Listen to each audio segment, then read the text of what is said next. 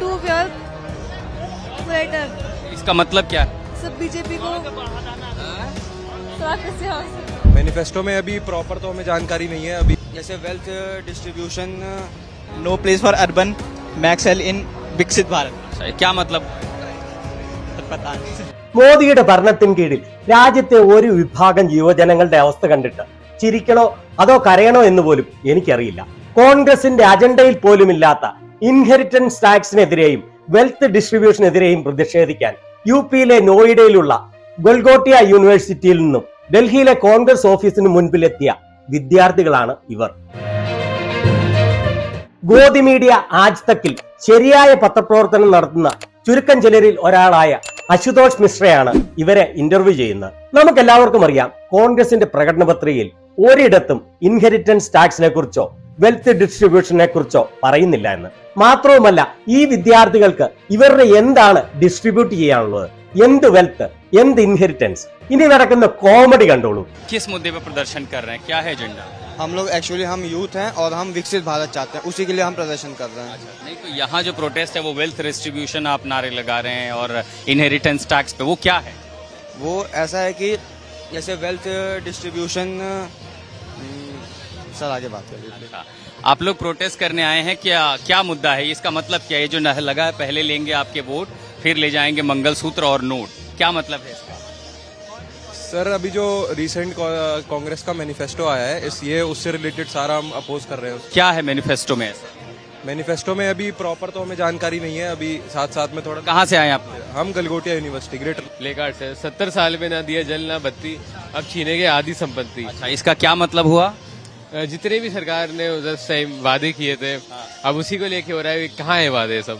अच्छा, नहीं तो इसका क्या मतलब है? इसमें वादों की तो बात नहीं, इसमें लिखा आप छीनेंगे आधी संपत्ति, तो कौन छीन? कॉलेज के आए हुए हैं, तो हर प्ले कार्ड पे जो कहते हैं इन्हें हम, तो सब पे जो जो उन्होंने उस टाइम मारी की थी उसके खिलाफ ये कि क्या क्या कहा गया। इसका मतलब क्या हुआ? ये जो लेके आए हैं क्यों आए हैं, क्या है इसका मतलब?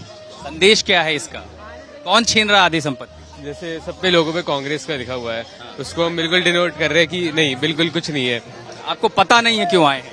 नहीं पता है, बिल्कुल पता है, बट एग्जैक्ट मोटो ऐसे तो बहुत सारे मोटो है, बट कांग्रेस के उस पे ही है हम। पहले लगे आपके वोट, फिर लीजिए आपका मंगलसूत्र और वोट। ले जाएंगे आप, ठीक है। इसका क्या मतलब? सर इसमें जो टैक्स वैक्स ले रहे हैं, कौन ले रहा है?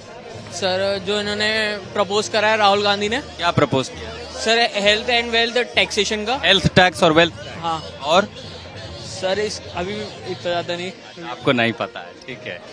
क्या है आपके बोर्ड पर लिखा है? क्या है आपके हाथ में? हाँ, क्या मैसेज है इस बोर्ड का? अच्छा, इस पर क्या लिखा हुआ? से नो टू वेल्थ क्रिएटर। इसका मतलब क्या है? सर यहाँ पे हम कांग्रेस के विरुद्ध लड़ रहे हैं ताकि सर यहाँ पे कांग्रेस के विरुद्ध लड़ रहे हैं ताकि हम जो चीज सबको चाहिए वो मिल सके, क्या जो सब चीजों की जरूरत होती है। जैसे क्या? अच्छा, ये प्रोटेस्ट किस लिए है? सब बीजेपी को किसी और से पूछ लेते, ठीक है। आइए, अच्छा इनके पास भी है। क्या लिखा है आपके बोर्ड पे? पढ़ के बताइए क्या लिखा है।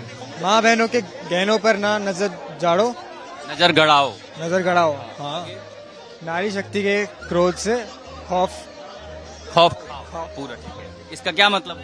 जी, तो इसका मतलब है कि आप खौफ ना रखें दिल में अपने, आप सिर्फ सीधा वोट करें। इसका ये जो नारा इस पे लिखा, माँ बहनों के गहनों पर नजर ना गड़ाओ, ये पता है क्यों आए हैं आप? आप बताइए। यहाँ क्यों आए हैं, पता है आपको? हम सपोर्ट करने आए किसको? बीजेपी को। अच्छा, ये तो कह रहे हैं कि प्रोटेस्ट करने आए कांग्रेस, तो ये मुद्दा क्या है? किस मुद्दे पर आए हैं? देखिए जी, बीजेपी का सीधा सीधा कहना है वो आपको सपोर्ट कर रहे हैं, आपको हर फैसिलिटी प्रोवाइड करेंगे, आपको हर एक चीज करेंगे, लेकिन आप कांग्रेस को वोट ना करें क्योंकि वो सिर्फ बहकावा दे रहे हैं। क्या लिखा है आपके? मैंने लिखा 70 साल में ना दिया जल न बत्ती, अब छीनेगी आधी संपत्ति। इसका क्या मतलब?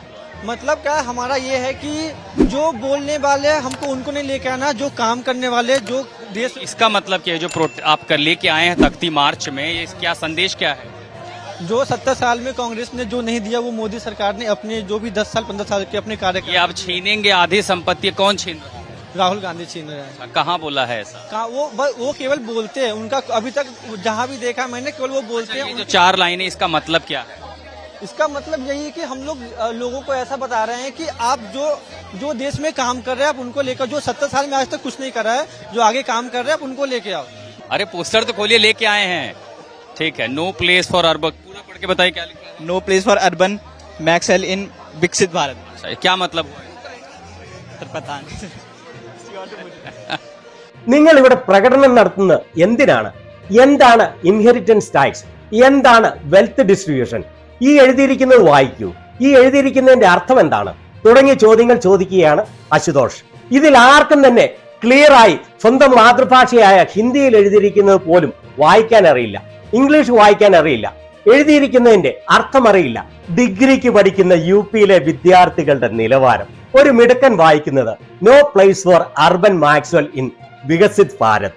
ഈ അർബൻ മാക്സ്വൽ പ്രശസ്ത ഓസ്ട്രേലിയൻ ക്രിക്കറ്റർ ഗ്ലെൻ മാക്സ്വലിന്റെ ബന്ധുവാണോ ആവോ? സാർ, അടുത്ത ആളോട് ചോദിക്കൂ, കോൺഗ്രസിന്റെ മാനിഫെസ്റ്റോയിൽ എന്തൊക്കെയാണോ ഉള്ളത് എന്നതിനെ കുറിച്ചും എനിക്ക് ശരിയായ വിവരം ഒന്നുമില്ല. അർത്ഥം ചോദിക്കുമ്പോൾ വായിൽ വരുന്ന വിഡ്ഢിത്തം തട്ടിവിടുകയാണ്. वो ऐसा है कि जैसे वेल्थ डिस्ट्रीब्यूशन सर आगे बात करें। എന്താണ് പറയുന്നതെന്ന് പോലും അറിയില്ല. സംസാരിക്കാൻ ചെല്ലുമ്പോൾ എല്ലാവരും ഓടി ഒളിക്കാൻ ശ്രമിക്കുകയാണ്. പുറംതിരിഞ്ഞ് ഓടുകയാണ് മോദിയുടെ രാജ്യത്തെ ഡിഗ്രി വിദ്യാർത്ഥികൾ.